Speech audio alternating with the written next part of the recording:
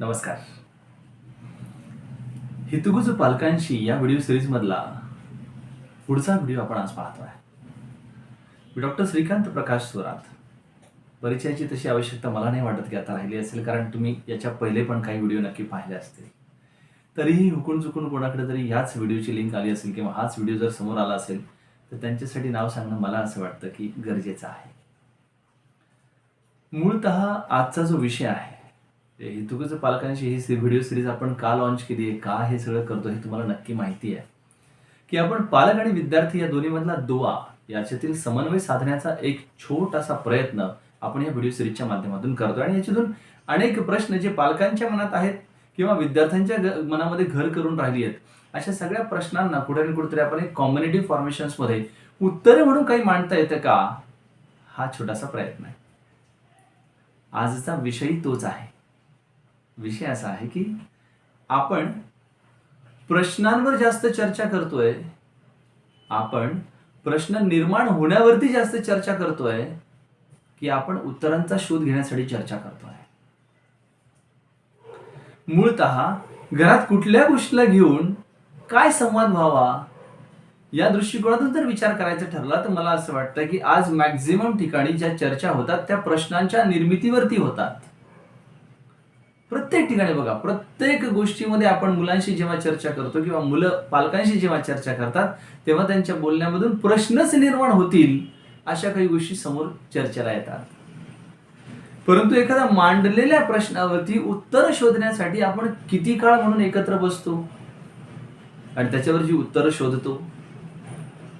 मग आपला प्रवास जर अख्खा फक्त प्रश्नांच्याच निर्मितीत होणार असेल तर मग पडलेल्या प्रश्नांच्या उत्तरांना आपण कधी शोधणार आहोत, कधी शोधणार आहोत. मूळतः जर आपण पाहायला गेलो तर मला असं वाटतं की आज मुलांसमोर किंवा घरात असलेल्या मुलींसमोर, घरात असलेल्या पालकांसमोर प्रत्येकासमोर प्रश्न नक्की आहेत. परंतु प्रश्नाला प्रश्न फक्त प्रश्नच निर्माण करत बसलो आपण तर अलीकडे पडलेल्या प्रश्नांची उत्तरं शोधण्याचा प्रवास कधी चालू होणार आहे. आणि जोपर्यंत पडलेल्या प्रश्नांना उत्तरं शोधण्याचा प्रवास चालू होणार नाहीये तोपर्यंत घरामध्ये आपल्याला संवाद कमी आणि वाद जास्त दिसणार आहे. 100%. म्हणजे मी तुमची सगळ्यांची मनापासून माफी मागून ह्या सगळ्या गोष्टी मांडतोय, यासाठी पण ही रियालिटी आहे आणि तुम्हाला ती स्वीकारावी लागेल. जोपर्यंत आपण या सत्य परिस्थितीला स्वीकारत नाही की खरंच आपण फक्त आणि फक्त प्रश्नच मांडतोय, पण पडलेल्या प्रश्नांवरती उत्तर शोधण्याचा प्रवास आपण अजून चालूच केलेला नाहीये, त्यासाठी लागणारा सुसंवाद आपण चालूच केलेला नाहीये. जर तो सुसंवाद आणि संवाद चालूच झालेला नसेल तर मला असं वाटतं की त्याचं वादात रूपांतर व्हायला वेळ लागणार नाही. कारण प्रत्येकाला अपेक्षा आहे की मी मांडलेल्या प्रश्नाचं उत्तर समोरच्याने माफक पद्धतीने द्यावं. आणि ते जर मिळत नसेल तर कदाचित तो तेच प्रश्न घेऊन अजून दुसऱ्या एखाद्या व्यक्तीकडे जाणार आहे. आणि त्याने जर त्याला तिसरंच ओपिनियन सांगितलं तर त्याला असं वाटणार आहे की this is the right thing what the person is going to tell us.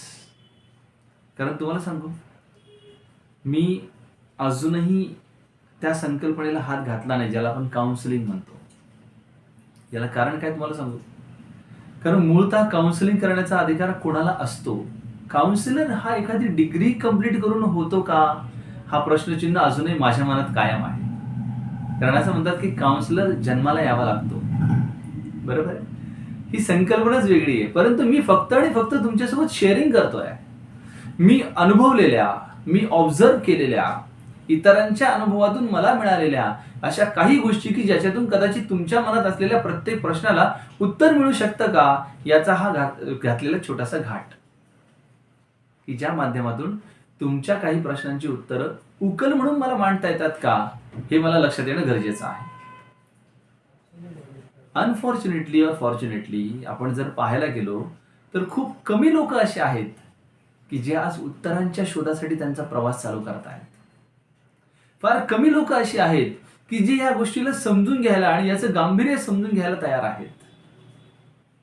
Otherwise प्रत्येक जण, तुम्हाला सांगतो शुद्ध मराठीत जर सांगायचं झालं तर प्रत्येक जण गॅसवर बसला आहे. कधी थिंगी लागते आणि तो कधी पेटतो सांगता येत नाही. आणि ह्या सगळ्याच्यात जर आपण असेच एकमेकांसमोर जर धगधगत राहिलो तर शांतीचं बीजारोपण होणार कधी? त्या प्रश्नांची उत्तरं उकल म्हणून मिळणार कधी आहे?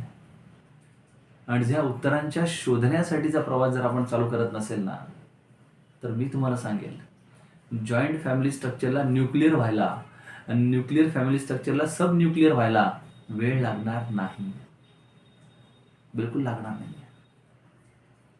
असं म्हणतात की एका घरामध्ये नेमका आईचा आणि वडिलांचा रोल काय असतो, बरोबर आहे? आणि तो बॅलन्स्ड आहे का? म्हणजे या सगळ्या संकल्पनेवर मी तुम्हाला अजून एक व्हिडिओ तुमच्यासाठी नक्की बनवणार आहे. नेमका आईचा आणि वडिलांचा रोल काय? माझ्या वाचनात, माझ्या अनुभवण्यात आणि आमच्या मेंटॉर व्यक्तीकडून आम्हाला जे काय ऐकायला मिळालं त्या सगळ्याच्यामध्ये तुम्हाला सांगतो की मुळात आईचा रोल हा कम्प्लिटली मुलाच्या सर्वांगीण विकासामध्ये संस्कार होण्याच्या दृष्टिकोनातून असतो आणि वडिलांचा रोल हा मुलांच्या आयुष्यामध्ये शिस्त पेरण्याचा, राईट, डिसिप्लिन पेरण्याचा पार्ट असतो. पण आपण पाहतो की आज आई शिस्त लावायला निघाली आहे आणि वडील खूप प्रेमाने वागवत आहेत. असं काहीतरी विचित्र चित्र आपल्याला पाहायला मिळतं या सगळ्याच्या. तो आपला आजचा विषय नाही. आजचा विषय फक्त मी तुम्हाला एवढाच सांगेल, खूप जास्त प्रश्नांची निर्मिती करू नका असं नाही आहे, पण पहिले प्रथम पडलेल्या प्रश्नांची उत्तरं शोधण्याचा प्रवास चालू करा, जेणेकरून आपण एकमेकांना सुसंवादाच्या माध्यमातून समजून घेऊ आणि प्रत्येक प्रश्नाचं उत्तर काढण्याचा प्रयत्न करू. आय होप दॅट की या व्हिडिओच्या माध्यमातून तुमच्या एका प्रश्नाचं उत्तर जरी तुम्हाला मिळालं असेल तर मी समजेल की काहीतरी सार्थक झालंय. हा व्हिडिओ जर आवडला असेल तर लाईक करायला विसरू नका आणि हो, आमचं चॅनल नक्की सबस्क्राईब करा, जेणेकरून हितगुज पालकांशी या व्हिडिओ सिरीजच्या अंडर येणारा पुढचा व्हिडिओ तुमच्यापर्यंत नक्की पोहोचेल. Thank you very much.